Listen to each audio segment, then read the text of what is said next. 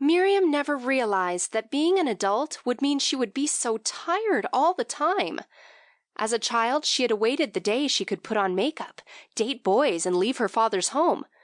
But she didn't know that becoming an adult would mean her knees would crack when she got out of bed in the morning.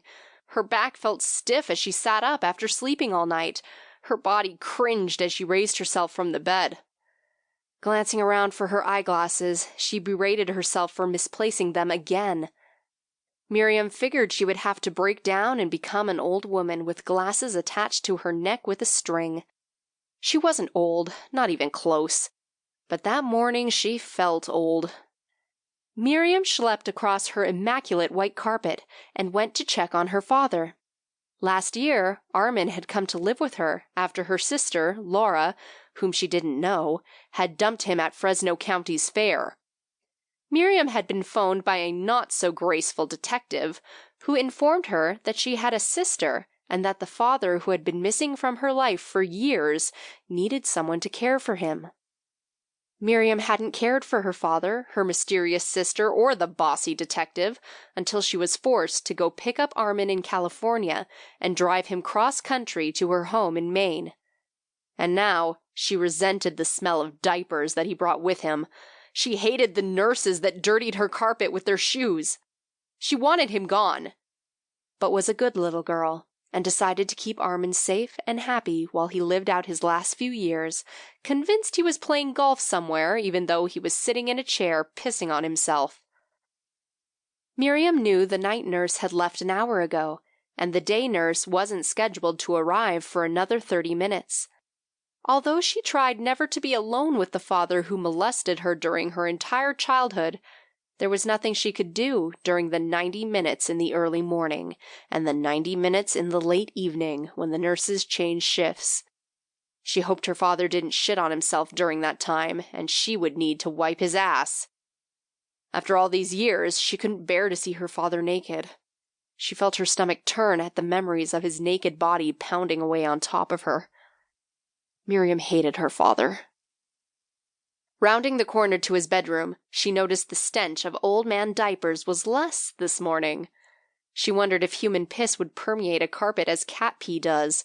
She hoped not. Her carpet had cost her a fortune. She knocked on his door, knowing he wouldn't understand what a door knock was. But, after all, she was still a compliant little girl. "Father, do you need anything else until Elsie gets here?" she asked as she cracked the door to see as little of him as possible. He was silent. Is he still sleeping? She wondered. He's usually up by now. "Father, do you need anything?" she asked louder. Still no answer. Miriam pushed the door open a little wider, wishing again for her glasses so the room wouldn't look fuzzy around the edges. "Where did I put those? I swear they were on my nightstand when I went to bed." "Armen!" she yelled as she pushed the door open all the way. But Armen was gone, his bed empty. She felt her heart quicken, but also knew she wouldn't be that worried if he had gone. She touched his empty bed with the covers still pulled back, and noticed the bed was still warm, like he hadn't been gone that long. The bathroom was empty, and his slippers were still by the door. Wherever he was, he hadn't gotten far. He would be barefoot. "What the fuck, old man?" she thought to herself.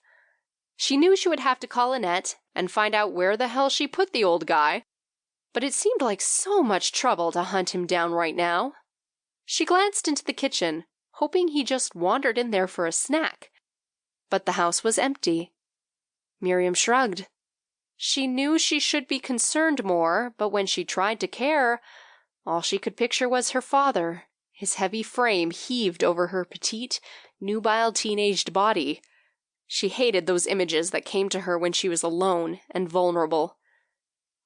She called Annette, who was probably sleeping, and left a message begging her to help find Armen. She hoped she sounded more desperate than she felt. Then she called Elsie and asked her to contact someone and start searching for her father.